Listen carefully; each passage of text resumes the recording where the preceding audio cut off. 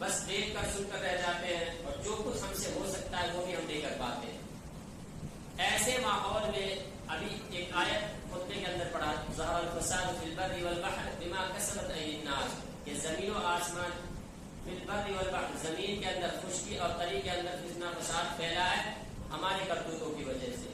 ہم اتنے غافل ہو گئے, دنیا جانتی نہیں ہے کہ یہ جب سے اسرائیل جو ہے وہاں اپنی حکومت بنایا جبھی سے یا اس سے پہلے سے ہی یہ لوگ مسلمانوں پر ظلم و زیادتی کر رہے ہیں. اور ظلم و زیادتی صرف مارنے کاٹنے کی حد تک نہیں ہے, وہاں کے عورتوں کی عزتوں سے بھی کھیلتے ہیں, وہاں کے بچوں کو بھی مارتے ہیں, وہاں کے بوڑھوں کو بھی بے عزت کرتے ہیں.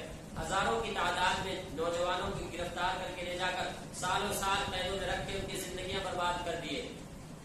وہاں جو مسلمان تھے ان کو کوئی فورس کوئی ہتھیار رکھنے کی اجازت نہیں, جب سے ہوتا آ رہا ہے. لیکن اتنے مسلمان ملک رہنے کے باوجود, اتنے مسلمان سیاستدان حکمران ہونے کے باوجود آج تک انہوں نے ایسی کوئی تیاری نہیں کی کہ وقت پر جب ایسا موقع ہے جیسا آج ہے کہ ان کے قتل عام شروع کر دیا گیا ہے اور کوئی ساتھ دینے والا نہیں. تو ظاہر سی بات اسلام کا قانون اور ضابطہ کیا ہے کہ اگر کسی مسلمان پر ظلم ہو رہا ہے جو سب سے پہلے قریب ان پر جہاد فرض ہے کہ ان کو جانی مالی جس طرح امداد کر سکے کرے, اور جتنے کی ضرورت پڑے گی اسی طرح دائرہ بڑھتا جائے گا, جتنے آدمی کی ضرورت ہے اتنے زیادہ علاقہ والے آئے ان کی مدد کرے.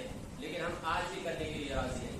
ہم تو عوام الناس ہے. آج جنگ و جہاد پہلے کی طرح نہیں ہوتا لاٹھی ڈنڈوں سے اینٹ پتھروں سے. اینٹ پتھروں چلانے کی نوبت تو جب آتی ہے جب معاملہ بالکل اپنے جان پر ہو. اب ہم کریں گے کیا؟ کچھ کرنے کے لیے نہیں ہے جیسے آج وہ لوگ کر رہے ہیں. اصل آج کی جنگیں یہ ہے جو لوگ توپوں سے اور کیا کہتے ہیں فائر جیٹ سے, فائٹر جیٹ ہے اور میزائلیں ہیں, فورس ہے, جو باضابطہ اسی کام کے لیے تیار کیا گیا. یہ سب عوام کے اختیار میں نہیں ہوتا, یہ سب تو حکومتوں کے اختیار میں. تو یہ کام تو اصل میں حکومت کو کرنا ہے. ہم لوگوں کے لیے کیا ہے, پہلے بھی جو بات آئی تھی وہی بات آج بھی ہے. اور یہ طریقہ بھی ہمارے اکابرین کا پرانا ہے کہ ہم معاشی طور پر ان کا بائیکاٹ کریں. جو اسرائیلی پروڈکٹ ہے یا جو لوگ اسرائیل والوں کی مدد کرتے ہیں ان لوگوں کا امریکہ ہے اور دیگر حضرات ہے جو ان کی مدد کرنے والے ہیں. تو جو ان کے پروڈکٹ ہے ان کو ہم بائیکاٹ کریں مسلسل. جو ہندوستان کی جنگ آزادی تھی اس میں بھی مولانا حسین احمد مدنی اور دیگر حضرات جو ہمارے اکابرین تھے انہوں نے بھی یہ فتویٰ دیا تھا کہ انگریزوں کے جو چیزیں ہیں بنائی ہوئی ہمارے استعمال میں ان کو ترک کر دیا جائے. جنگ کے اندر مال و دولت بہت زیادہ خرچ ہوتے دونوں جماعتوں کی, بہت زیادہ, اور ایسے صورت کے اندر دونوں جماعتوں کو ضرورت ہوتی ہے کہ ہمارا پیچھے بیک گراؤنڈ مضبوط ہو, کوئی ہو جو ہمیں یہاں جتنا خرچ کر رہے ہیں اتنا ہمیں پہنچاتا رہے. کھانے پینے کی چیزیں ہیں, ہتھیار و اوزار ہے. تو اگر ہم یہاں سے روک لگائیں گے اس پر زد پڑے گی اور یہ بھی جنگ کی ایک صورت ہوگی, اس میں ہم شریک ہو سکتے ہیں. ابھی ضرورت ہے اپنی غیرت کو زندہ کرنے, اس کے علاوہ ہم کچھ نہیں کر سکتے. وہاں کے بچوں نے, نوجوانوں نے, عورتوں نے شہید ہونے سے پہلے کہا ہے ہم اللہ کے یہاں تمہاری شکایت کریں گے, تم خاموش ہو. خاموش رہنے والوں ہم تمہیں کبھی معاف نہیں کرنے والے. ہمارے بچے مارے جا رہے ہیں, ہماری عورتیں شہید ہو رہی ہے, تم تماشا بھی بن کے تماشا دیکھ رہے ہو, کچھ کر نہیں رہے ہو, عیاشیوں میں ڈوبے ہوئے ہو.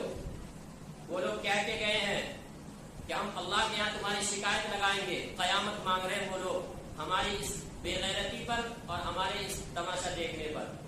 تو کم از کم ہم اتنا ضرور کریں. کم سے اس کے علاوہ ہمارے پاس اور کچھ ہے نہیں کرنے کو تو ہم اور بھی بہت کچھ کر سکتے تھے, لیکن ہمیں خود ہی یہاں ایسے معاملے میں الجھا کر رکھ دیا گیا کہ اس کے علاوہ اور کچھ نہیں کر سکتے. تو ایک تو ان کے ایک پروڈکٹ کا بائیکاٹ کریں. اس کی جگہ جو دوسری چیز ہے چاہے ہمارے ہندوستان کا کیوں نہ ہو, کوالٹی میں تھوڑی کمی کیوں نہ ہو, ہم اس پر رہ لیں اور اس کو ضرور بائیکاٹ کریں. دوسرا, اپنے آپ کے اپنے ایمان کو جھنجھوڑ کر باہر لائیں. ان کے لیے دعا کریں راتوں میں اٹھ کر. میں پچھلے جمعہ جو بیان کیا پورا نماز پر, اور کچھ ہی دنوں ابھی 1 مہینہ مکمل بھی نہیں ہوا رمضان گزرے ہوئے, اور ہم اتنے لاپرواہ ہو گئے کہ جماعت میں فرض نمازوں کا یہ حال ہے.